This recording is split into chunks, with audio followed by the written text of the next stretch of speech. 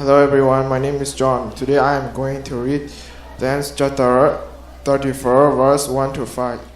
စာလံကျ34ခုမြောက်သောစာအပိုင်းငယ်တင်မာလေးအထိထာဝရဘုရား၏ဂုဏ်ကျေးဇူးတော်ကိုချီးမွမ်းကြသောနာမတော်ကိုကြည်ရသည်ချီးမွမ်းကြကုန်အပ်သူသည်ငါကိုခေါ်သောအခါထူတော်မူ၏ကြောင့်ဖွဲ့သောကြောင့်လုံးစုံတို့ထဲကငါကိုကယ်နှုတ်တော်မူ၏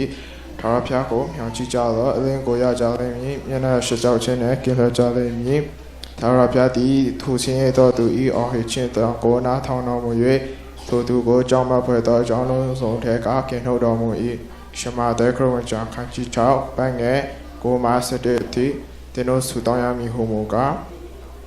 ကောင်းကင်ဘုံ၌ရှိတော်မူသောကျွန်တော်တို့၏ပါကိုရောဤနာမတော်အားယူသည်လျက်ချင်းရှိပါစေသောနိုင်ငံတော်တည်ထောင်ပါစေသောသူတို့သည်ကောင်းကင်ဘုံ၌ပြည်ဆုံးကဲ့သို့မြေကြီးပေါ်မှာလည်းပြည်ဆုံးပါစေသောတမွေးလောက်သောစာကိုကျွန်တော်တို့အားယူနေပေးသနာတော်မူပါသူတစ်ပါးသည်ကျွန်တော်တို့အားပြမှာသောပြင်းများကိုကျွန်တော်တို့သည်ဆက်တကဲ့သို့ကျွန်တော်တို့ပြင်းများကိုလည်းဆွတော်မူပါအပြစ်သေးဆောင်ရတော်မူလိုက်ပါစေနဲ့မကောင်းသောမှုယုံဆုံးတော်မှာကဲ့နှုတ်၍